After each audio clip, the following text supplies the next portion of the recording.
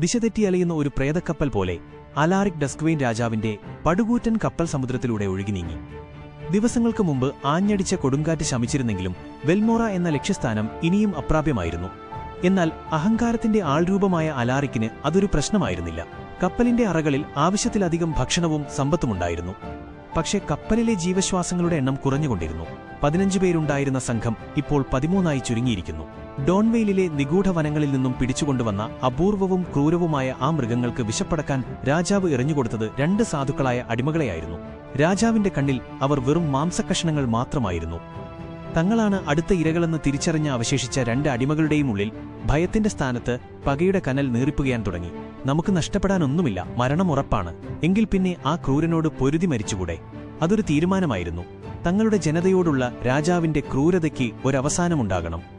കപ്പലിന്റെ ഇരുണ്ട അടിത്തട്ടിൽ ഉരുക്കുവാതിലുകൾക്ക് പിന്നിൽ ചങ്ങലയിൽ ബന്ധിക്കപ്പെട്ട ആ ഭീകരജീവിയെക്കുറിച്ച് അവർക്ക് വ്യക്തമായ ധാരണയുണ്ടായിരുന്നു.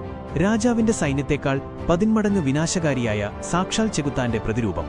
അതിനെ തുറന്നുവിടുകര. അതായിരുന്നു അവരുടെ ആത്മഹത്യാപരമായ പദ്ധതി. അർദ്ധരാത്രിയുടെ നിശബ്ദതയിൽ മരണത്തെ മുന്നിൽ കണ്ടുകൊണ്ട് അവർ ആ ഇരുണ്ട അറ ലക്ഷ്യമാക്കി നീങ്ങി. ഉള്ളിൽ നിന്നും കേൾക്കുന്ന ആ ഭീകരജീവിയുടെ ശ്വാസഗതി പോലും കപ്പലിനെ വിറപ്പിക്കുന്നതായിരുന്നു. കൂരിരുട്ടിൽ അടിമകളിൽ ഒരാൾ വിറയ്ക്കുന്ന കൈകളോടെ ചുറ്റികയും ഉളിയും ഉപയോഗിച്ച് വാതിലിന്റെ കൊളുത്തുകളിൽ പ്രഹരമേൽപ്പിച്ചു. ഓരോ അടിയും സ്വന്തം നെഞ്ചിലാണ് കൊള്ളുന്നതെന്ന് അവന് തോന്നി. ഉള്ളിലെ ചങ്ങലകൾ കുലുങ്ങുന്ന ഒച്ചയും ജീവിയുടെ അലർച്ചയും കൂടിക്കലർന്ന് അന്തരീക്ഷം ഭയാനകമായി. ഒടുവിൽ കാതടപ്പിക്കുന്ന ശബ്ദത്തോടെ ആ ലോഹക്കൊളുത്ത് തകർന്നു വീണു. നരകത്തിന്റെ വാതിൽ തുറന്നതുപോലെ ആ ഭീകരസത്വം ഒരു കറുത്ത കൊടുങ്കാറ്റായി പുറത്തേക്ക് പാഞ്ഞു. പിന്നീട് നടന്നത് ഒരു കൂട്ടക്കൊലയായിരുന്നു. കപ്പലിന്റെ തട്ടിലേക്ക് കുതിച്ചെത്തിയ ആ മൃഗം ഉറങ്ങിക്കിടന്ന പടയാളികൾക്ക് നേരെ പാഞ്ഞടുത്തു. വായുവിൽ രക്തത്തിന്റെ ഗന്ധം പടർന്നു. അതിന്റെ കൊടിയുടെ വലിപ്പമുള്ള ചിറകുകൾ വിരിച്ച് കൂർത്ത നഖങ്ങൾ കൊണ്ട് അത് പടയാളികളെ കോരിയെടുത്തു. തോക്കുകളും വാളുകളും ആ മൃഗത്തിന് മുന്നിൽ നിഷ്പ്രഭമായി. രാജാവായ അലാറിക് ഡസ്ക്വെയിൻ തന്റെ അഹങ്കാരം തകർന്നടിഞ്ഞ് ഭയത്താൽ വിറച്ചു നിൽക്കെ ആ മൃഗം അവന്റെ നേർക്ക് തിരിഞ്ഞു. സ്വർണത്തോടുള്ള ആർത്തിയും അധികാരമോഹവും ആ നിമിഷം അവനെ തുണച്ചില്ല.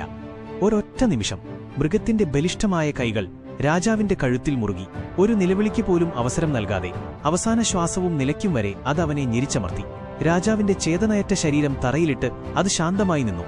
അത്ഭുതകരമെന്ന് പറയട്ടെ, തന്നെ മോചിപ്പിച്ച അടിമകളെ അതൊന്നു നോക്കുക പോലും ചെയ്തില്ല. രക്തം പുരണ്ട ആ കപ്പലിൽ നീതി നടപ്പിലായതുപോലെ ഒരു നിമിഷം ശാന്തത പരന്നു. എന്നാൽ വിധിക്ക് മറ്റ് ചില പദ്ധതികളുണ്ടായിരുന്നു. രക്തത്തിന്റെ മണം പിടിച്ചെന്ന പോലെ കടൽ വീണ്ടും പ്രക്ഷുബ്ധമായി. ചക്രവാളത്തിൽ കറുത്ത മേഘങ്ങൾ ഉരുണ്ടുകൂടി. അപ്രതീക്ഷിതമായുണ്ടായ 2ാമത്തെ കൊടുങ്കാറ്റ് കപ്പലിനെ ഒരു കളിപ്പാട്ടം പോലെ എടുത്തെറിഞ്ഞു. നിയന്ത്രണം നഷ്ടപ്പെട്ട കപ്പൽ ദിശയറിയാതെ ഒഴുകി ഒടുവിൽ വിജനമായ ഏതോ ദ്വീപിന്റെ തീരത്തേക്ക് ആഞ്ഞടിക്കപ്പെട്ടു. കൂറ്റൻ തിരമാലകൾ കപ്പലിനെ മണൽത്തിട്ടയിലേക്ക് വലിച്ചിഴച്ചു. ഇനി ഒരിക്കലും തിരിച്ചുപോകാൻ കഴിയാത്ത വിധം അത് മണലിൽ ആഴ്ന്നുപോയി. ഈ ദുരന്തങ്ങൾക്കിടയിൽ അവശേഷിച്ച 2 അടിമകളിൽ ഒരാൾ കൂടി മരണത്തിന് കീഴടങ്ങി. അങ്ങനെ ആ ശപിക്കപ്പെട്ട യാത്രയിൽ അവസാനം ബാക്കിയായത് ഒരേയൊരു അടിമ മാത്രം. തകർന്ന കപ്പലിന്റെ അവശിഷ്ടങ്ങൾക്കിടയിൽ നിന്നും ദ്വീപിലെ ഏകാന്തതയിലേക്ക് അയാൾ നടന്നുകയറി. ദിവസങ്ങളോളം വിശപ്പിനോടും ദാഹത്തോടും പൊരുതി അയാൾ അവിടെ കഴിഞ്ഞു. ഒടുവിൽ ദ്വീപിലെ മരത്തടികളും വള്ളികളും ഉപയോഗിച്ച് അയാൾ ഒരു വഞ്ചി നിർമ്മിച്ചു. അടിമച്ചങ്ങലകളിൽ നിന്നും ക്രൂരനായ രാജാവിൽ നിന്നും ഒടുവിൽ ആ വിജനമായ ദ്വീപിൽ നിന്നും അയാൾ സ്വാതന്ത്ര്യത്തിലേക്ക് തുഴഞ്ഞു നീങ്ങി. റോഷൻ ആവേശത്തോടെ കഥ പറഞ്ഞു നിർത്തി. അപ്പോഴാണ് ജോസ്മിയുടെ മുഖത്തെ ആ കള്ളച്ചിരി അവന്റെ ശ്രദ്ധയിൽപ്പെട്ടത്. നിങ്ങളിത് ആരോടാ ഇത്രയും നേരം തൊണ്ടകീറി കഥ പറഞ്ഞത്? ആ കുരുന്നുകൾ ഉറങ്ങിയത് കണ്ടില്ലേ? റോഷൻ തിരിഞ്ഞു നോക്കി. ശരിയാണ്, കഥയിലെ കൊടുങ്കാറ്റും ഭീകരജീവിയും ഒന്നും അറിയാതെ മക്കൾ 2 പേരും മടിയിൽ കിടന്ന് ഗാഠനിദ്രയിലാഴ്ന്നിരുന്നു. റോഷൻ ചമ്മലോടെ ഒന്ന് ചിരിച്ചു.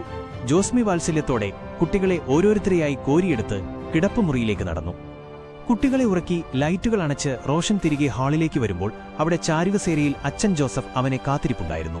ചുളിവുകൾ വീണ അദ്ദേഹത്തിന്റെ മുഖത്ത് കൊച്ചുകുട്ടികളുടേതിന് സമാനമായ ഒരു കൗതുകം തങ്ങി നിൽക്കുന്നുണ്ടായിരുന്നു. നീ പറഞ്ഞു നിർത്തിയ ആ കഥയിലെ ബാക്കി എന്തായി?